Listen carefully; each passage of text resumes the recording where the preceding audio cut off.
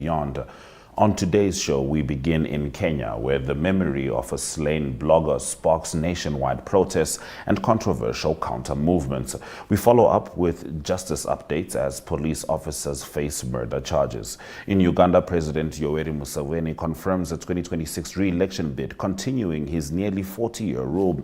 Mali extends Assimi Goïta's term and deepens ties with Russia. Plus, Africa celebrates Kirsty Coventry's historic rise as IOC President, with her term officially beginning this week. We also head to Zambia, where Attorney General has filed an injunction to stop Lungu's burial in South Africa. Mike Sichula will be delivering that breaking news update. Watch us on DSTV 285, GOTV 25, oneup2.com, and NTV Africa on YouTube. My name is Ashwin Berry. Top stories shortly.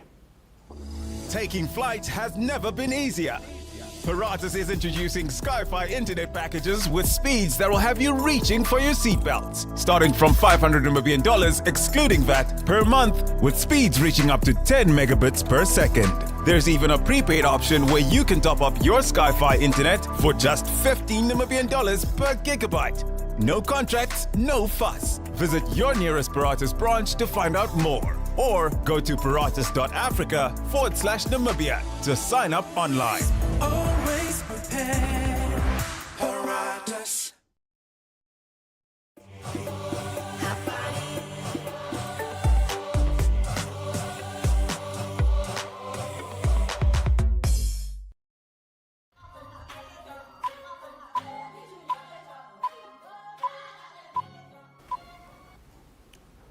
As Kenya braces for nationwide protests today, a group of young men in Nairobi, led by Swale Aroko, are mobilizing as self-proclaimed defenders of the city. Armed with clubs and rubber whips, they claim to be protecting the capital from violent demonstrators, particularly after the controversial death of teacher and blogger Albert Ojwang in police custody. These counter-protesters have been seen collaborating with police during earlier protests, sparking alarm among human rights activists who suspect they operate with unofficial backing from powerful political figures. Aroko and colleague Ronald Otieno deny being hired thugs, asserting that they are governor's boys loyal to Nairobi Governor Johnson Sakaja.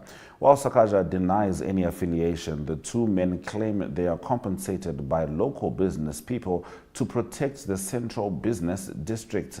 Authorities have distanced themselves from the group, with police insisting they do not work with vigilantes. Meanwhile, prosecutors have approved murder charges against 6 people, including police officers linked to Ojwang's death. As protests loom, Aroko warns demonstrators to stay peaceful, declaring that the business community is ready. The tension highlights deepening rifts in Kenya's handling of dissent and security. We stay with Kenya. Kenya's Director of Public Prosecutions has approved murder charges against 6 individuals, including Nairobi Central Police OCS Samson Talam and 2 other officers, in connection with the death of blogger Albert Ojwang while in police custody. The suspects, Talam, John Mukwana, Peter Kimani, John Gitao, Jean Abao, and Brian Njue, are expected to appear before the Kibera Law Court. Ojwang, who was arrested in Homa Bay over allegations of defaming Deputy Inspector General Eliud Lagat, died on June 8 after being transferred to Central Police Station. Initial police claims suggested he harmed himself, but a post-mortem revealed blunt force trauma and injuries inconsistent with suicide. Following public outcry, the Independent Police Oversight Authority, which is the IPOA, launched an investigation citing evidence of tampered CCTV footage, blood-stained items, and troubling witness testimonies. IPOA submitted its findings to the office of the DPP on June 22nd, prompting swift action. The case has reignited national outrage over police brutality, with activists calling for accountability and justice. The prosecution team affirmed its commitment to upholding the rule of law and addressing rights violations by state actors. Uganda's President Yoweri Museveni will run for re-election in the upcoming general elections scheduled for January 2026, officially extending his nearly 40-year grip on power. The confirmation came from the ruling National Resistance Movement Party, with Party Electoral Commission Chairperson Tanga Odoi stating that Museveni will collect nomination forms on June 28 to contest for both party chairperson and presidential flag-bearer positions. Museveni, now 80, has led Uganda since 1986, with constitutional amendments made during his tenure to remove both age and term limits. His most prominent challenger remains Bobi Wine, real name Robert Kyagulanyi, who came second in the disputed 2021 election and has declared his candidacy for next year. Now, he maintains that the last election was rigged through ballot stuffing and intimidation, accusations Museveni's administration has denied. Human rights groups have long accused the president of ruling through patronage and suppression of dissent, but Museveni insists his continued leadership is due to popular mandate. As NRM and opposition parties begin vetting processes, Uganda's political future once again centers on the long-standing tension between continuity and change. Moving on. Mali's cabinet has approved a bill to extend transitional President Colonel Goïta's leadership for a renewable 5-year term, reinforcing his role at the helm of the country's political transformation. The proposal, which awaits approval from the National Transitional Council, aligns with Goïta's broader strategy of asserting Mali's sovereignty and regional alignment through Alliance of Sahel States AES, a bloc uniting Mali, Burkina Faso and Niger. Since seizing power in a 2020 coup amid mass protests against corruption and insecurity, Goïta has distanced Mali from former colonial power France and ECOWAS, instead pursuing policies that prioritize regional solidarity, self-reliance and resistance to foreign domination. Under his leadership, Mali has seen a realignment of security partnerships and growing public support for military-led governance. Critics, however, warn that prolonging transitional military rule could entrench authoritarianism and delay a return to civilian democracy. Yet many Malians view Goïta as a symbol of national renewal, especially amid ongoing jihadist threats. The unfolding developments signal a decisive shift in West African geopolitics as Mali and its AES partners push for a new model of governance rooted in sovereignty and resistance to external pressures. In the last of our top stories, Kirsty Coventry of Zimbabwe has made history by becoming the first woman and the first African to be elected president of the International Olympic Committee, officially taking over on June 23 from Thomas Bach. Coventry's appointment follows her landslide victory in March, where she secured 49 of 97 votes in the first round. A decorated Olympian and Africa's most successful female athlete, Coventry brings her legacy of 2 Olympic golds and 7 total medals to the IOC's top office. During her inauguration in Lausanne, Switzerland, she reflected on her journey from dreaming of Olympic glory in 1992 to now helping shape that dream for others. As a former sports minister and long-term IOC executive board member, Coventry has emphasized unity, gender equality and hope. Her appointment has also reignited speculation about a future Olympic Games in Africa, though she has urged cautious strategic planning. As a leader and mother of 2, Coventry aims to break barriers for women and inspire a more inclusive global sports movement, stating her mission is to ensure her daughters grow up without the same limitations she faced. Here is IOC footage from the official handover ceremony. As my mandate as IOC President comes to an end, I am deeply grateful because I've never walked this path alone. I'm thankful to so many, but first and foremost to all of you, my dear fellow IOC members. Your trust, your support, your friendship have carried me throughout my presidency. From the beginning, Olympic agenda has been our compass. Today, we can say we have come full circle. We have reformed, we have renewed, we have united around the values that define our Olympic movement. The road we traveled was not always easy, but we could overcome even the most complex challenges by standing together, by being united.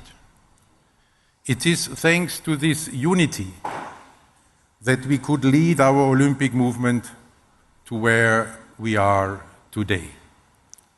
For this, I will always be immensely, immensely grateful to each and every one of you, my dear fellow IOC members. From tomorrow on, with Kirsty, Coventry, the Olympic movement will be in the best of hands. This is why I'm at peace.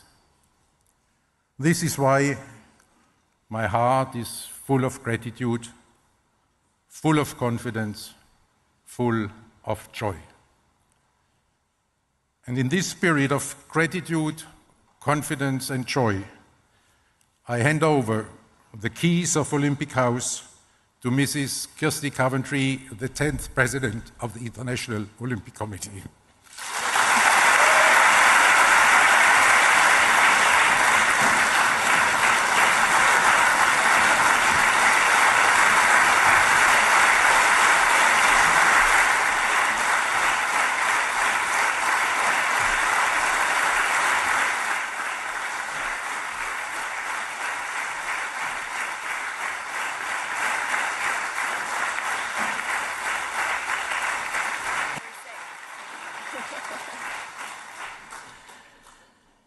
As IOC members, we are guardians of this movement.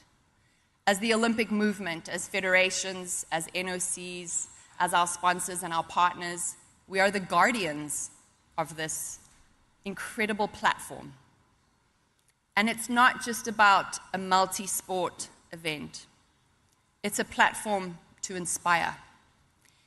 It's a platform to change lives. And it's a platform to bring hope.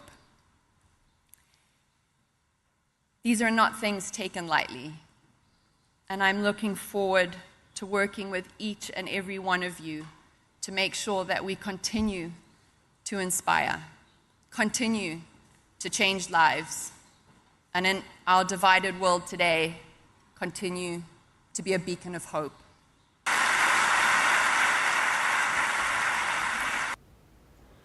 Well, as Kirsty Coventry's people say, Makorokoto. This is To Africa Good Morning. Let's have a look at the weather before Mike Shichula joins us with the latest update. Zambia's Attorney General filing an injunction to stop Edgar Lungu's burial in South Africa. Stay with us.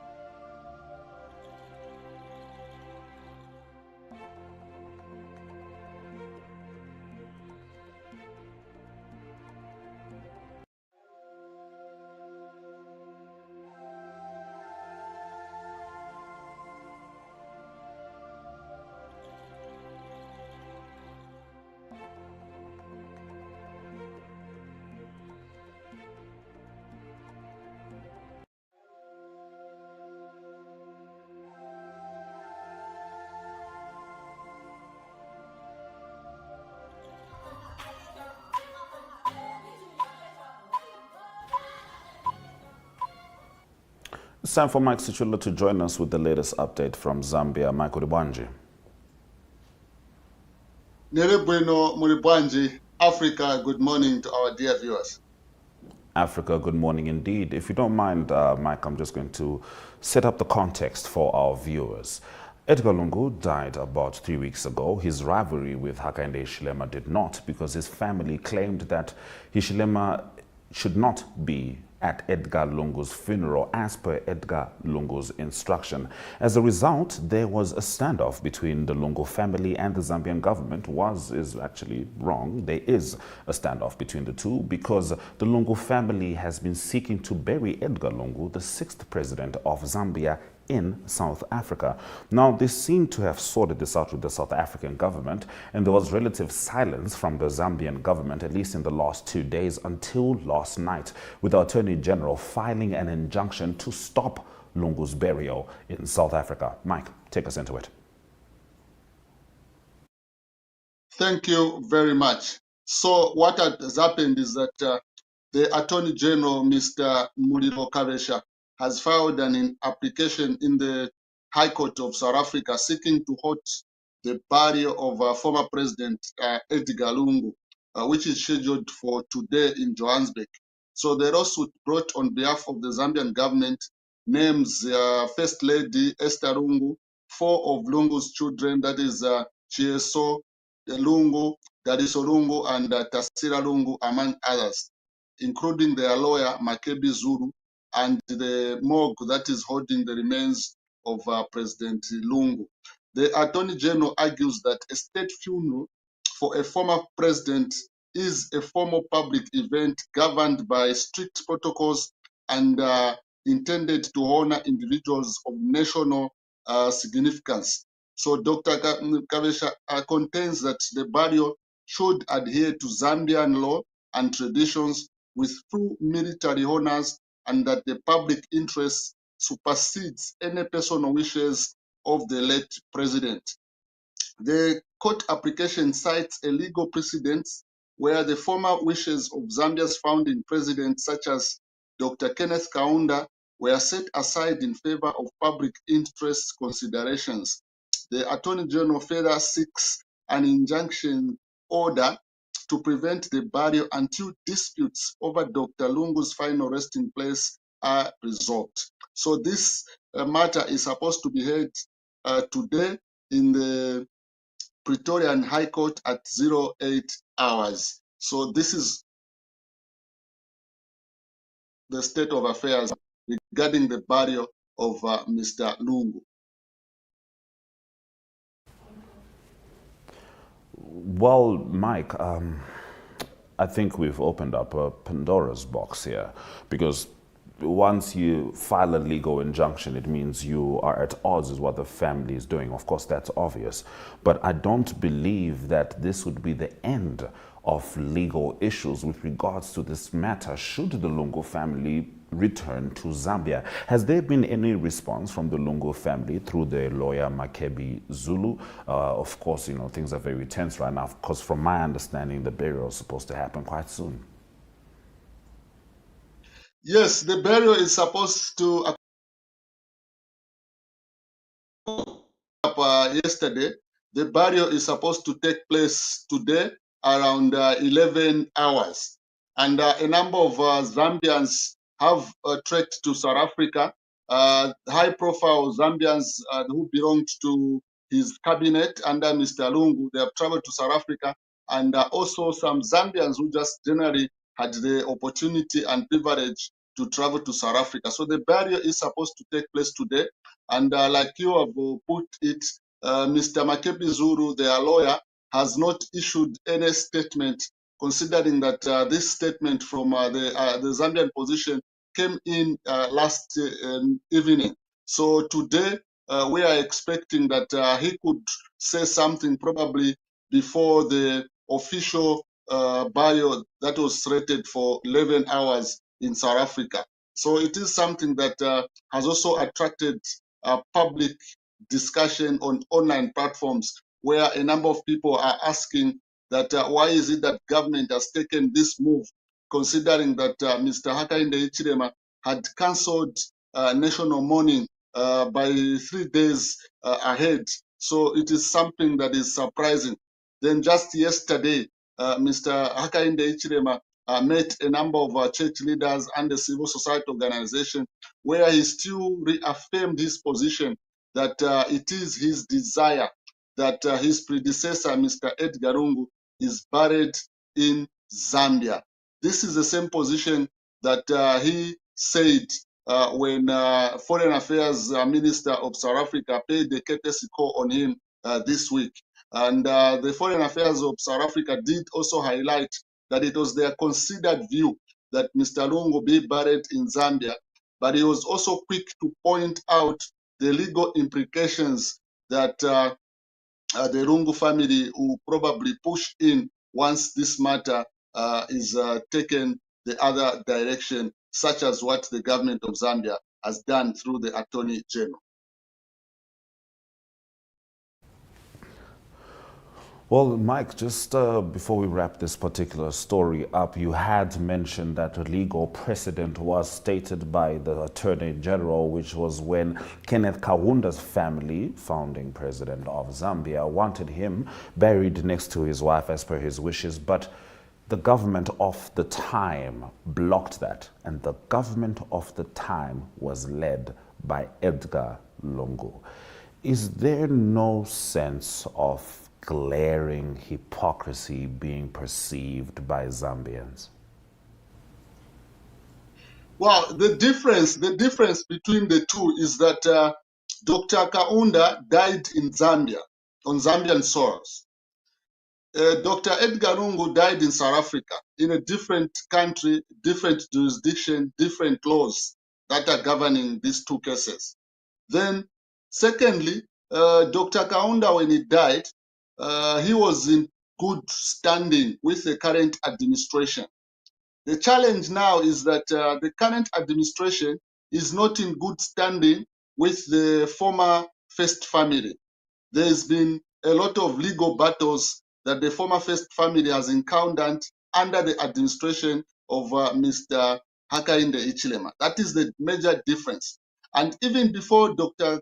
Edgar Lungu died, I think it was he spoke to, should be the Voice of America or a local radio station in Zambia. He complained that he has been victimized by the present administration, and instead of getting to him directly, they were fighting his children and wife. And as a man, as a leader of the family, he thought he needed to step out of his comfort zone of former president and return to active politics. These are the two differences between the case of Dr. Kaunda under the Patriotic Front. He was in good standing, and by then, also, if there was a lot of division within the Kaunda family. Some wanted to obey the government decision, others wanted to obey the wishes of Dr. Kaunda. But in this case, the Lungu family have remained united. They have not backed out to speak contrary voices. This is the major difference between the two. I mean, understandably so. And, you know, part of that major difference was Lungu being accused of corruption across the board. Those 69 cars purchased by his son as well as his son's wife.